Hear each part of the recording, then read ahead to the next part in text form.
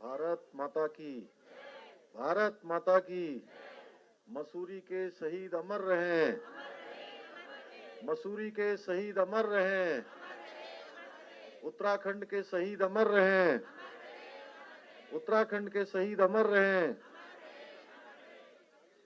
मसूरी गोलीकांड की 28वीं बरसी पर आयोजित इस श्रद्धांजलि सभा में अभी आप लोग जिनको सुन रहे थे, हमारे इस मसूरी क्षेत्र के लोकप्रिय विधायक और उत्तराखंड सरकार के कैबिनेट मंत्री आदरणीय गणेश जोशी जी, मंच पर विराजमान इस समिति के हमारे अध्यक्ष भगवान सिंह धनाई जी और अनेकों वर्षों से जो लगातार उत्तराखंड आंदोलन से लेकर आंदोलन की कार्यों के बीच में उनकी शहादत को नमन करने के लिए हर अवसर पर उपलब्ध होते हैं।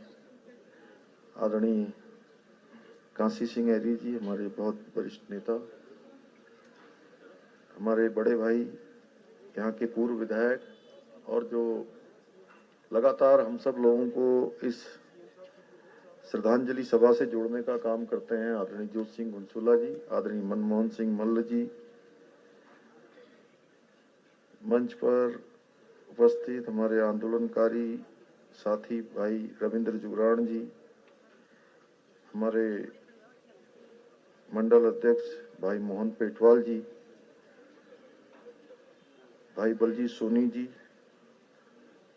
नगर पालिका के चेयरमैन भाई अनुज गुप्ता जी और आंदोलनकारी हमारे बहुत वरिष्ठ आदरणीय रतूड़ी साहब, उनके साथ सभी आंदोलनकारी आए हुए मेरे सभी बड़े बुजुर्ग आंदोलनकारी, हमारे शहीदों के परिजन जिनका अभी मेरे हाथों मुझे सम्मान करने का अवसर प्रदान हुआ और इस श्रद्धांजलि सभा में उपस्थित बड़ी संख्या में आए हुए मेरे सभी बड़े बुजुर्ग, सभी उपस्थित माताएं, बहनें, मेरे नौजवान साथियों और हमारे पत्रकार मित्रों, छायाकार बंधुओं, मैं सबसे पहले तो आज मसूरी गोलीकांड के सभी अमर शहीदों को अपनी श्रद्धांजलि देता हूं। इस गोलीकांड के अमर शहीद स्वर्गीय बेलमती चौहान, स्वर्गीय धनसा धनई, स्वर्गीय बलबीर सिंह, स्वर्गीय धनपत सिंह, स्वर्गीय मदन मोहन ममगई एवं श्री राय सिंह बंगारी जी की शहादत इस राज्य के लिए हमेशा जो उन्होंने अपने प्राणों का बलिदान दिया, अपनी जिंदगानी लगाई, अपनी जवानी लगाई, हमेशा वो अमर रहेंगे। और आज हम उत्तराखंड राज्य में, जैसा गणेश जोशी जी बता रहे थे, अगर हम उत्तराखंड राज्य को प्राप्त किया है, उत्तराखंड राज्य में हम अपने हिसाब से नीतियों को बना रहे हैं, कार्यक्रमों को बना रहे हैं, तो उसके पीछे हमारे इन आंदोलनकारियों की शहादत है, इन वीर शहीदों की वो बलिदान है जिसके कारण से हम सभी को ये राज्य प्राप्त हुआ। और उनके बहुत सारे सपने थे। उन्होंने उस समय जब बिना किसी भय के, बिना किसी लोभ के, बिना किसी लालच के सीधे वो आगे बढ़े और उन्होंने सीधे सीधे अपने सीने पर भी गोली खाने का काम किया। कल हम लोग आदरणीय काशी सिंह ऐरी जी बैठे हुए हैं, कल हम लोग खटीमा में थे और मुझे याद है 1994 की वो घटना, 1 सितंबर 1994 कि उस दिन खटीमा में कैसा मंजर था।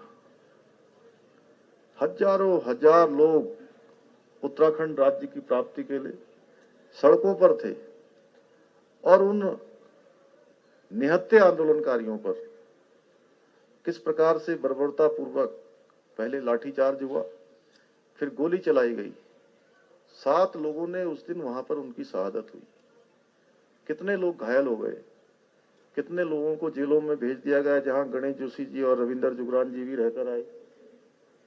फतेहगढ़ की जेल, कौन सी जेल में थे? ये बरेली सेंट्रल जेल में थे। तो वहां के सारे लोगों को फतेहगढ़ जेल भेज दिया गया। हम उसको याद करते हैं तो हमें याद आता है कि कितना कठिन था उत्तराखंड राज्य को प्राप्त करना, कितनी मुश्किल से उत्तराखंड राज्य मिला। और वास्तव में जैसा अभी योत सिंह गुंसुला जी कह रहे थे, खटीमा गोलीकांड के शहीद हों, मसूरी गोलीकांड के शहीद हों, चाहे हमारे देहरादून के शहीद हों, रामपुर तिराहा कांड के शहीद हों, हमारी वो बहनें हों जिनके साथ तमाम प्रकार का अत्याचार हुआ, उन सबको हम इस दिवस पर याद करते। पिछले वर्ष भी मैं यहाँ आया था, गणेश जोशी जी भी आए थे, हमारे और गण भी आए थे, सभी ने, हम लोगों ने उनकी श्रद्धांजलि सभा में भाग लिया था, इस वर्ष भी भाग ले रहे हैं। ये दिन हमको ये स्मरण दिलाता है कि ये उत्तराखंड राज्य हमको आसानी से नहीं मिला है, इसलिए इस दिन हम जहां उनका स्मरण करते हैं वहीं हमको आगे उत्तराखंड राज्य कैसा होगा, उसमें हमारी कैसी सहभागिता होगी, क्या हम उसमें योगदान दे सकते हैं, यह भी एक हमारे लिए संकल्पबद्ध और वचनबद्ध होने का दिवस है। इन सब बातों को लेकर जहां सरकार काम कर रही है, हमारा लक्ष्य और ध्येय बिल्कुल साफ है कि हम लगातार उत्तराखंड राज्य हिंदुस्तान के श्रेष्ठ राज्यों में शामिल हो, उसको लेकर लगातार काम कर रहे हैं, लगातार योजनाएं बना रहे हैं, विकास के कामों को आगे बढ़ा रहे हैं, और इसमें हमारे देश के प्रधानमंत्री माननीय मोदी जी का भी लगातार हमको आशीर्वाद प्राप्त है हर क्षेत्र में। आज आप देख रहे होंगे, अभी माननीय प्रधानमंत्री जी ने 5 नवंबर 2021 को बाबा केदार की भूमि से कहा था कि आने वाला जो दशक है ये उत्तराखंड का दशक होगा, जिस दशक को बनाने के लिए हमारे इन शहीदों ने अपनी शहादत दी थी। हजारों हजार लोगों ने सड़कों पर आकर आंदोलन किया था, भूखे प्यासे और लाठी और गोली खाई थी।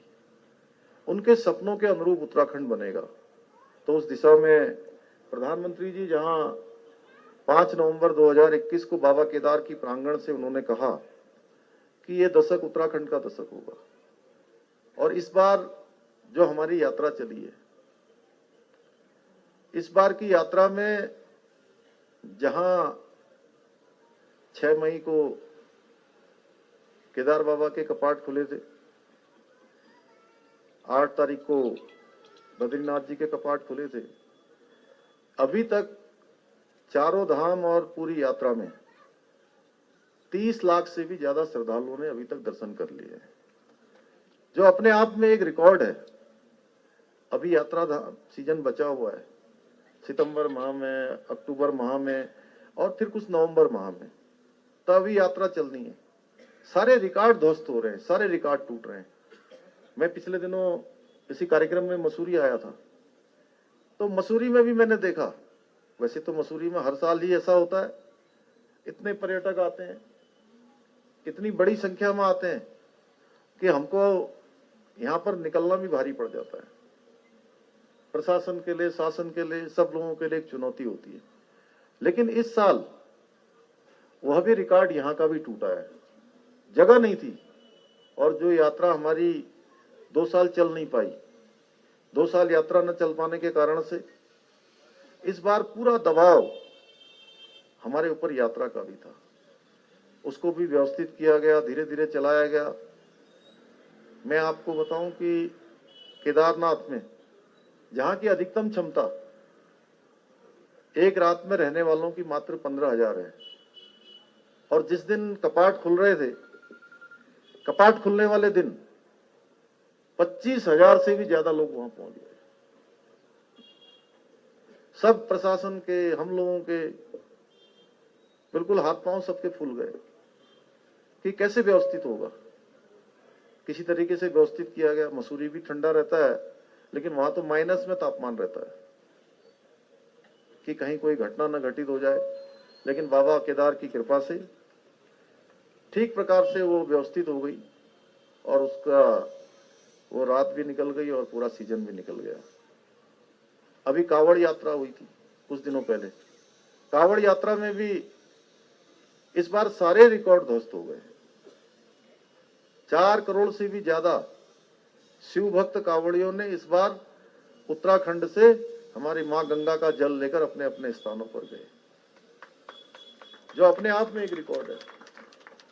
और अच्छी बात ये थी कि इस बार हमने कहा कि सरकार की तरफ से जहां आने वाले श्रद्धालु हैं, पर्यटक हैं, हम लोग उनको अतिथि देवो भव की तर्ज पर, कि वो हमारे अतिथि हैं, जहां वो हमारे यहाँ पर पर्यटन को बढ़ाने का काम करते हैं, आजीविका को बढ़ाने का काम करते हैं, लोगों के रोजगार को बढ़ाने का काम करते हैं, वहीं जो शिव भक्त कांवड़िया है वो कहीं ना कहीं भगवान के एक गण के रूप में हमारे यहाँ पर आते हैं।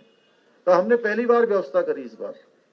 मुझे पहले का फीडबैक बताया गया कि किसी भी यात्रा में सरकार के द्वारा कांवड़ यात्रा के लिए कोई बजट नहीं दिया जाता है। रतूड़ी साहब, कुंभ यात्रा होती है तो कुंभ यात्रा में कई सैकड़ों करोड़ का यात्रा चला जाता है बजट कुंभ करवाने के लिए। तो मैंने वहां जाकर बैठक ली पहली बार हरिद्वार में। मैंने पूछा कि कुंभ में कितना बजट आता है? बोले साहब हर बार का बजट अलग अलग है, लेकिन सैकड़ों करोड़ से कम कभी नहीं होता है। तो मैंने कहा कितने लोग आए थे पिछली बार कुंभ में? तो बोले लाखों में थे। तो मैंने कहा कुंभ में लाखों में लोग आए और आपने सैकड़ों करोड़ बजट लगा दिया, कांवड़ में कितने लोग आने वाले हैं? तो उन्होंने कहा कांवड़ में करोड़ों तो संख्या जाने ही वाली है, 3 करोड़ 4 करोड़ के लगभग अनुमान लगाया। तो मैंने कहा जब 4 करोड़ लोग आएंगे तो आप बजट की व्यवस्था नहीं करेंगे तो कैसे उनके लिए इंतजाम होगा, कैसे पानी पीने का इंतजाम होगा, कैसे लाइट का इंतजाम होगा, कैसे शौचालय का स्थान होगा, कैसे अस्पतालों के लिए जो है अलग से व्यवस्था होगी, गाड़ियों की व्यवस्था होगी। तो इस बार पहली बार ऐसा हुआ कि हमने कांवड़ यात्रा के लिए भी उत्तराखंड सरकार की तरफ से वहां पर बजट आवंटित किया। और मैंने स्वयं जाकर वहां कर शिव भक्त जो हमारे कांवड़िया आए उन सबका मैंने अभिनंदन किया, उत्तराखंड की देवतुल्य जनता की तरफ से स्वागत किया, उनका अभिनंदन किया। उसका असर ये हुआ कि हर बार कांवड़ यात्रा में कहीं ऊंच नीच होती थी, कहीं आपस में लड़ाई भी हो जाती थी, कहीं प्रशासन के साथ टकराव भी हो जाता था।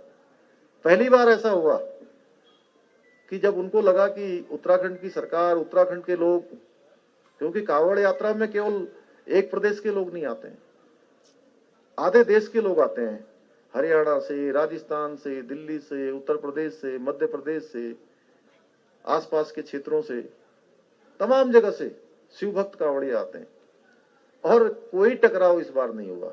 उनको लगा कि उत्तराखंड के लोग हमारा स्वागत कर रहे हैं, तो बहुत उन्होंने भी जो है भरे मन से सब लोगों ने दोनों हाथों से अपना आशीर्वाद देकर गए। भाइयों बहनों, मैं समझता हूं कि हमारे यहाँ पर उत्तराखंड में भगवान का दिया हुआ बहुत कुछ है। हमारे इन आंदोलनकारियों का, इन शहीदों का आशीर्वाद हमारे ऊपर है और बहुत दिया हुआ है। देखिए आप, जहाँ यहाँ पर हम 4 धामों की बात करते हैं कि 4 धाम हमारे यहाँ है, ईश्वर के द्वारा दिए हुए हैं। मसूरी है, इतने हमारे पर्वतराज हैं, इतने यहाँ पर लगातार बहने वाली हमारी नदियां हैं, गंगा जी, यमुना जी, अनेकों, वहाँ काली नदी, शारदा नदी, तमाम नदियों का यह स्थान है जहाँ ये देवभूमि भी है। देवभूमि के साथ साथ हमारी सैनिक भूमि भी है। कोई भी युद्ध हुआ हो देश के लिए, सीमाओं की रक्षाओं की बात हुई हो, तो उत्तराखंड के लोगों ने हर क्षेत्र से अगर कहीं पर सबसे बढ़ चढ़ कर के योगदान दिया है तो उत्तराखंड के लोगों ने दिया है। भाइयों बहनों, मैं आज जहां मसूरी गोलीकांड के शहीदों को नमन करता हूं, वहीं हमारे देश की सीमाओं की रक्षा करने वाले जो हमारे वीर सैनिक हैं, जो अर्धसैनिक बलों में हैं, जिन्होंने अपना बलिदान किया है, अपनी शहादत दी है, उनको भी हम नमन करते हैं। और इस अवसर पर यह भी संकल्प लेते हैं कि उनके सपनों के अनुरूप उत्तराखंड राज्य को बनाएंगे, जहां पर माननीय प्रधानमंत्री जी ने जहां कहा कि 21वां दशक उत्तराखंड का दशक होगा, हम उस दिशा में आगे बढ़ रहे हैं। अभी भारत सरकार की जो सबसे बड़ी संस्था है थिंक टैंक नीति आयोग, उस नीति आयोग में भी मैंने उत्तराखंड की तरफ से प्रतिभाग किया और वहां भी मैंने उत्तराखंड राज्य के लिए अलग से कुछ बातें रखी, जहां मैंने कहा कि हमारी पॉपुलेशन हमारी जनसंख्या 1,25,00,000 है, लेकिन हमको पूरे साल भर इस 1,25,00,000 में 6 करोड़ लोगों को और जोड़ना होगा जो बाहर से आते हैं ना पूरे साल भर। अब हमारी जो व्यवस्थाएं हैं वो 1,25,00,000 के हिसाब से, लेकिन जो फ्लोटिंग पॉपुलेशन आने जाने वाली जनसंख्या है वो 6 करोड़ है। उन सबको मिला दिया जाए तो 7 करोड़ से ज्यादा हो जाती है। और हमारी जो व्यवस्थाएं हैं, सुविधाएं हैं, हमारे होटल है, हमारी सड़कें हैं, बिजली, पानी, ट्रांसपोर्टेशन, उसको 7 करोड़ से ज्यादा लोगों को जो है उसमें सहन करना पड़ता है। तो हमने कहा कि इसकी भी व्यवस्था कुछ न कुछ हमारे लिए होनी चाहिए, क्योंकि आज राज्य को बहुत सारे संसाधनों की भी जरूरत है। राज्य को अगर हमने हिंदुस्तान के श्रेष्ठ राज्यों में शामिल करना है तो हमको हर क्षेत्र में श्रेष्ठ होना पड़ेगा। और ये जो शहादत के दिवस हैं, श्रद्धांजलि दिवस है, उस दिवस पर हमको यह भी संकल्प लेना चाहिए कि जो हमारे शहीदों के सपने थे, हमारे आंदोलनकारियों के सपने थे, उन सपनों में था कि उत्तराखंड जो है एक हमारा राज्य अलग होगा और वो हिंदुस्तान के एक श्रेष्ठ राज्यों में से होगा। हमने भी उसके हिसाब से आज सारी योजनाएं, सारा रोड मैप अगले 3 सालों के लिए और अगले 10 सालों के लिए बनाया है। 3 सालों का रोड मैप है कि 2025 में जब हमारे राज्य स्थापना का 25 साल पूरे होंगे, रजत जयंती वर्ष हम जब मना रहे होंगे, उस समय हम हर क्षेत्र में, हर दिशा में, हर विभाग में, हर काम में हम हिंदुस्तान के श्रेष्ठ राज्यों में से एक हों। और उसके लिए होगा कि हमको हर क्षेत्र में काम करना होगा। हर क्षेत्र में हम लोग काम करेंगे और अपनी अपनी जिम्मेदारी समझ के एक वर्क कल्चर जो पूरे देश के अंदर मोदी जी के प्रधानमंत्री बनने के बाद हुआ है। हर किसी को काम करना पड़ता है, आउटपुट देना पड़ता है। देश का सम्मान, देश की पहचान पूरी दुनिया में बढ़ी है। आज भारत, पहले भारत को लोग समझते थे भारत पिछलग्गू भारत है, भारत दब्बू भारत है, लेकिन इन सालों में भारत की पहचान बन गई है कि भारत श्रेष्ठ भारत, समर्थ भारत, समृद्ध भारत, शक्तिशाली भारत और दुनिया को दिशा देने वाला भारत, दुनिया का नेतृत्व करने वाला भारत। हम उस दिशा में आगे बढ़ रहे हैं। आप देखिए, पिछले दिनों रूस और यूक्रेन में युद्ध हुआ। उस समय जहां भारत के बच्चे जो वहां पढ़ते थे, हमारे बेटे बेटियां, उत्तराखंड के भी थे बहुत सारे, वो अपने हाथ में सबके सब तिरंगा लेकर चल रहे थे, तिरंगा लेकर आ रहे थे और तिरंगा उनके हाथ में था तो सारे के सारे सुरक्षित जो है सीमा पार हो रहे थे। जहां भारत के बच्चे तो तिरंगा लेके चल ही रहे थे, ऐसे देश जो हमको दुश्मनों की श्रेणी में रखते हैं, हर समय हमारे लिए कुछ न कुछ ऐसे कृत्य करते रहते हैं कि हमारे यहाँ अशांति फैले, हमारे यहाँ का माहौल खराब हो, कहीं न कहीं जिहाद बढ़ाने का काम, कहीं कहीं आतंकवाद बढ़ाने का काम, सीमा पार से गोली चलाने का काम करते हैं। वहां के बच्चे भी अपने हाथों में तिरंगा लेकर चल रहे थे। यह है नया भारत। तो इसलिए आज भारत की पहचान हर क्षेत्र में बढ़ी है। और हम जहां भी जाता हूं, मैं कहता हूं, माननीय प्रधानमंत्री जी को भी मैंने हमेशा आश्वस्त किया है। यहां से मैंने कहा, आप उत्तराखंड के साथ इतना लगाव रखते हैं, उत्तराखंड के साथ आपका एक कर्म और मर्म का रिश्ता है। कोई भी बात हम उनसे करते हैं उत्तराखंड के बारे में, किसी कोने के बारे में बात करें, तो प्रधानमंत्री जी जितना हम जानते हैं, मुझे लगता है उससे कहीं ज्यादा वो जानते हैं। और पहले ही पूछने लगते हैं वहां की माताओं बहनों का कैसा, क्या कर रही हैं, क्या सोच रहे हैं, उनके बारे में क्या सोच रहे हैं, युवाओं नौजवानों के बारे में क्या सोच रहे हैं। तो उनकी बहुत अपेक्षा है। तो मैं उनसे हमेशा कहता हूं कि माननीय प्रधानमंत्री जी, आप जो भारत को श्रेष्ठ भारत बनाने की ओर काम कर रहे हैं, भारत को दुनिया का नंबर 1 भारत बनाने का काम कर रहे हैं, उसमें छोटा ही योगदान होगा, भले गिलहरी की तरह योगदान होगा, वो हमारे उत्तराखंड का भी योगदान होगा। भाइयों बहनों, आज के अवसर पर जैसा कि अभी गणेश जोशी जी ने कहा, अभी 2-3 मुद्दे एक साथ आए हुए हैं। एक आया है हमारे पास हमारी मातृशक्ति का जो आरक्षण था 30% का, 30% का आरक्षण था, उसमें माननीय न्यायालय ने अपना फैसला दिया है, लेकिन हमने तय किया है कि हम किसी भी कीमत पर हम उसकी पुरजोर पैरवी करेंगे अपनी माताओं बहनों के लिए। हमें अगर उच्चतम न्यायालय में अब जाना पड़ रहा है तो हम उच्चतम न्यायालय जाने की तैयारी कर रहे हैं। दूसरा मुद्दा हमारे उत्तराखंड के आंदोलनकारियों का, उत्तराखंड के आंदोलनकारियों के मुद्दे को लेकर मेरे से लगातार आंदोलनकारी भाई मिलते रहे हैं और बहुत अवसरों पर मिलते रहे हैं। पिछली बार हमने घोषणा करी थी कि हम पेंशन बढ़ाएंगे। मुझे खुशी है कि पेंशन बढ़ गई और भी जो घोषणाएं हमने करी थी वो पूरी हो गई।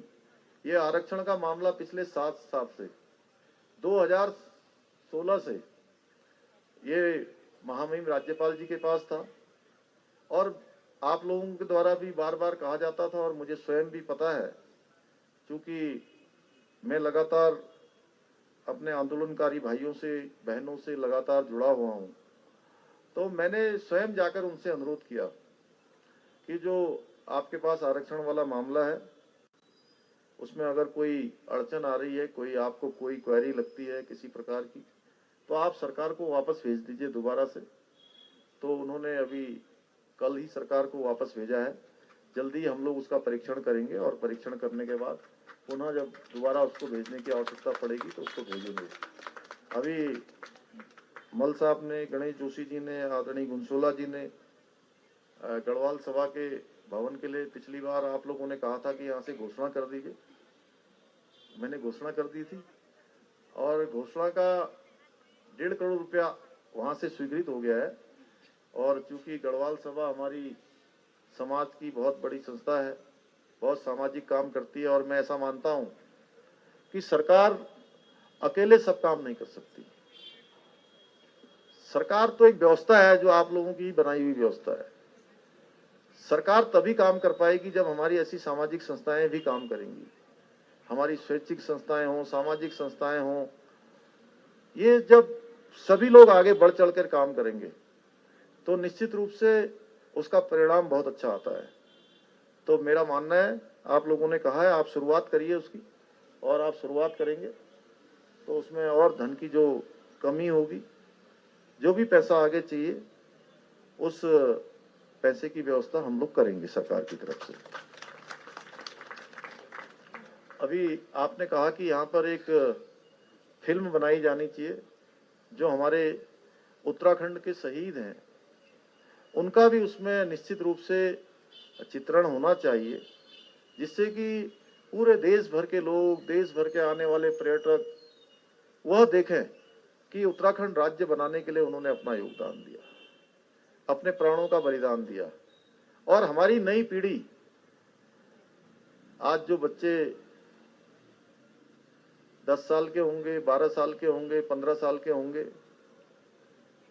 वो शायद भूल गए होंगे कि उत्तराखंड राज्य कैसे प्राप्त हुआ। उनके भी स्मरण में हमारे वो शहीद आए, हमारे वो उत्तराखंड के आंदोलनकारी आए, तो ये फिल्म बनाई जाएगी। इसके लिए हम लोग अपनी घोषणा में इसको सम्मिलित करते हैं। जिस विभाग को भी यहाँ बनाना होगा, MDDA बनाए या कोई अन्य विभाग बनाए, उसके लिए भी काम करेंगे। सिफन कोर्ट के बारे में भी, चूंकि पिछली बार बात हुई थी, सिफन कोर्ट का मामला हमारे नगर पालिका को उसका एक बोर्ड से प्रस्ताव भूमि का लाना है और वो जल्दी ही ले आएंगे। तो उस दिशा में सरकार और अन्य जो संस्थाएं हैं जो इसमें सहयोग कर रही हैं, सबको लेकर हम सिफन कोर्ट का मामला भी ठीक करेंगे। टनल की बात है, उसके लिए धनराशि स्वीकृत हो गई है, उसका भी जल्दी से काम होगा। ऐसे इसी प्रकार से आपने कहा कि यहाँ पर ये गुलोगी, उसके लिए भी हम लोग जल्दी ही योजना पर काम करेंगे। और जो यहाँ पर आप कह रहे थे छत के लिए कह रहे थे,